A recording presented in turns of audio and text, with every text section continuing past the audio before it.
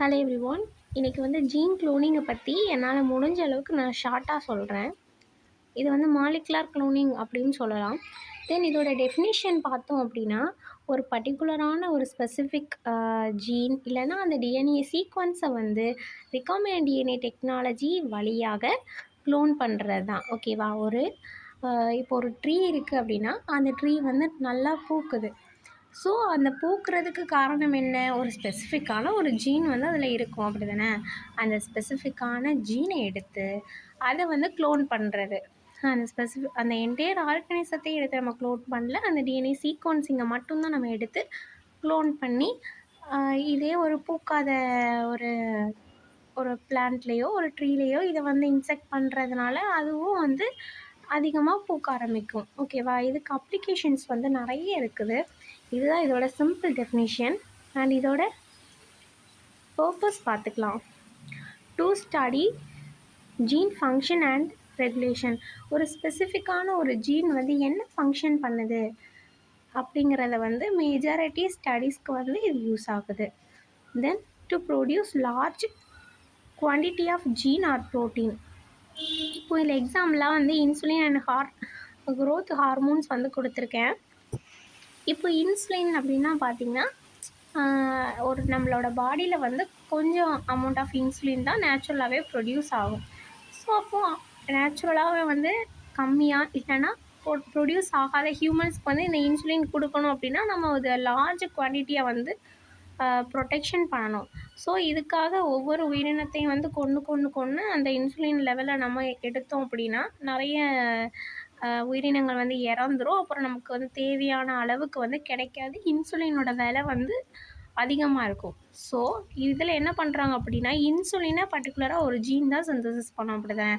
அந்த ஜீனை எடுத்து க்ளோன் பண்ணி ஆர்டிஃபிஷியலாகவே அதே இன்சுலினை ரிகாம்பினன்ட் டெக்னாலஜி வழியாக ப்ரொடியூஸ் பண்ணுறாங்க. இதுதான் இதோட major purpose. Next to engineer genetical modified organism. நிறைய ஜெனட்டிக்கல் மாடிஃபைடு ஆர்கானிசம் இந்த டெக்னிக் மூலமாக தான் க்ரியேட் ஆகுது. ஓகேவா? ஒரு ஆர்டிஃபிஷியலாக ஒரு பிளான்ட்டையோ இல்லைன்னா நமக்கு நிறைய ப்ரோட்டீன்ஸ் இருக்கிற மாதிரி ஒரு ஃபிஷ்ஷையோ இந்த மாதிரி ஜீனை க்ளோன் பண்ணி ஆல்ட்ரேஷன் பண்ணுறதுனால தான் இதை மாதிரி க்ரியேட் ஆகுது. ஓகேவா? இப்போ எக்ஸாம்பிளாக சொல்லணும் அப்படின்னா, ஒரு மீன் நிறைய நல்ல ப்ரோட்டீன் இருக்குது, ஆனால் அதில் அதிகமாக அந்த ஃப்ளஷ் இல்லை அப்படின்னா, இன்னொரு மீனில் நிறையவே சதை இருக்கும், பட் அதில் ப்ரோட்டீன் கண்டென்ட் மேபி கம்மியாக இருக்கலாம். அப்படி இருக்கும்போது எந்த ஃபிஷ்ஷோட ப்ரோட்டீன் அதிகமாக சிந்தசிஸ் பண்ணதோ அந்த ஜீன் எடுத்து அந்த ஃப்ளஷ் அதிகமாக இருக்கிற அந்த இதுக்கு இன்செக்ட் பண்ணுறதுனால அதிகமாக ஃப்ளஷ்ஷும் கிடைக்கும், நமக்கு நிறைய ப்ரோட்டீனும் கிடைக்கும். ஓகேவா? ஸோ இந்த மாதிரி க்ளோன் பண்ணுறது தான். இப்போது எக்ஸாம்பிளாக பிளான்ட்டை எடுத்துக்கிட்டாலும் அப்படி தான். ஒரு பிளான்ட் ரெசிஸ்டண்ட்டாக இருக்கும், இன்செக்ட் ரெசிஸ்டண்ட் இல்லைனா பெஸ்டிசைட் ரெசிஸ்டன்ஸ், அந்த மாதிரி நிறைய பிளான்ட் இருக்கும்.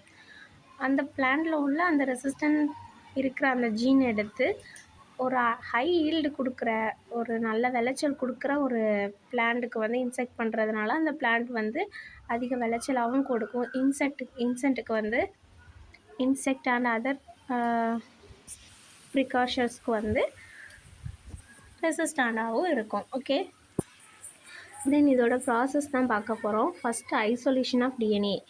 எந்த ஒரு டார்கெட் ஜீன்லேருந்து நம்ம ஐசோலேட் பண்ண போகிறோமோ அதிலேருந்து அந்த ஸ்பெசிஃபிக்கான ஜீனை எக்ஸ்ட்ராக்ட் பண்ணணும். Then insert into vector. அந்த எக்ஸர்ட் பண்ண ஜீனை ஒரு வெக்டார் பிளாஸ்மிட், எக்ஸாம்பிளாக பிளாஸ்மிட் நிறைய வெக்டார்ஸ் இருக்குது, பேக் யாக் அந்த மாதிரி. ஸோ பர்டிகுலராக இதில் பிளாஸ்மிட் எடுத்துருக்கோம். ஓகேவா? By using restriction enzyme and ligase. Restriction enzyme and லைகேஸ்னால் என்ன, அதோட ஃபங்க்ஷன் என்ன அப்படிங்கிறது உங்களுக்கு தெரியும். இதை பற்றி என்னோட டீட்டெயில்ஸ் தெரிஞ்சுக்கணும் அப்படின்னா நம்ம சேனலில் ஆல்ரெடி வீடியோ போட்டாச்சு, போய் பார்த்துக்கோங்க. தென் டிரான்ஸ்ஃபர்மேஷன். இந்த ரிகாம்பினன்ட் அதாவது மாடிஃபை பண்ண அந்த பிளாஸ்மிடை ஒரு ஹோஸ்ட் செல்லுக்கு இன்ட்ரோடக்ஷ் பண்ணுறது தான் டிரான்ஸ்ஃபர்மேஷன் அப்படின்னு சொல்கிறோம். தென் இந்த ஹோஸ்ட் செல் மேக்ஸிமம் ஈக்கோலேவாக இருக்கும். ஏன்னா ஈக்கோலே கொஞ்ச நேரத்திலேயே அதிகமாக ரிப்ளிகேஷன் பண்ணும், அதனால். தென் செலெக்ஷன் அண்ட் ஆம்ப்ளிஃபிகேஷன். இப்போ ஒரு ஹோஸ்ட் செல்லை இன்செர்ட் பண்ணியிருக்கோம் அப்படின்னா, அந்த ரெக்கமெண்டட் பிளாஸ்மிடை வந்து இன்செர்ட் பண்ணியிருக்கோம் அப்படின்னா, ஆல்ரெடி அந்த ஹோஸ்ட் செல்லில் வந்து நிறைய பிளாஸ்மிட் இருக்கும். ஸோ நம்மளோட ரெக்கமெண்டட் பிளாஸ்மிட் என்ன அப்படிங்கிறத வந்து பர்டிகுலராக செலக்ட் பண்ணணும். அதுக்கு வந்து நம்ம ஆன்டிபயோட்டிக் ரெசிஸ்டன்ஸ் மெத்தட் யூஸ் பண்ணிக்கலாம். ஓகேவா? இதனால் வந்து அந்த பர்டிகுலரான ரெக்காமினன்ட் பிளாஸ்மிட் மட்டும் ரெசிஸ்டண்ட்டாக இருக்கும். தென் ஹார்வெஸ்டிங் அந்த மாதிரி ரெசிஸ்டண்ட்டாக இருக்கிறத வந்து அந்த ஆன்டிபயோட்டிக் ரெசிஸ்டன்ஸில் நம்மளோட ரெக்காமினண்ட்டை வந்து நம்ம வந்து செலக்ட் பண்ணியாச்சு. தென் அதை வந்து ஒரு இண்டஸ்ட்ரியல் யூஸுக்கோ இல்லைனா ரிசர்ச்சுக்கோ வந்து யூஸ் பண்ணிக்கலாம். ஓகே, அந்த க்ளோனான ஜீனையோ ஆர் ப்ரோட்டீனையோ.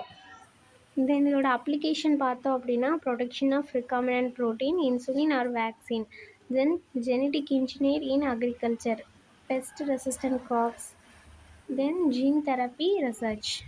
இதுக்கு நிறைய அப்ளிகேஷன்ஸ் இருக்குது. தென் இதோட டயக்ராம் பார்க்கலாம். நான் வந்து ப்ரொசீஜரில் என்ன சொன்னனோ அதுதான் இந்த டயக்ராமில் வந்து இருக்குது. ஃபஸ்ட்டு வந்து ஒரு செல்லுலேருந்து பிளாஸ்மிடை வந்து எடுத்திருக்காங்க.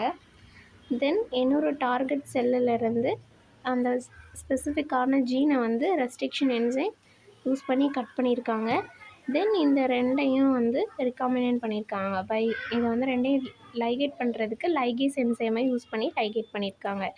தென் இந்த லைகேட் பண்ணப்பட்ட இந்த ரெக்காமினன்ட் பிளாஸ்மிடை வந்து ஹோஸ்ட் செல்லில் வந்து இன்செக்ட் பண்ணியிருக்காங்க. ஓகே, நம்மளோட வீடியோ உங்களுக்கு பிடிச்சிருந்து அப்படின்னா லைக் அண்ட் சப்ஸ்கிரைப் பண்ணிக்கோங்க. Thank you all.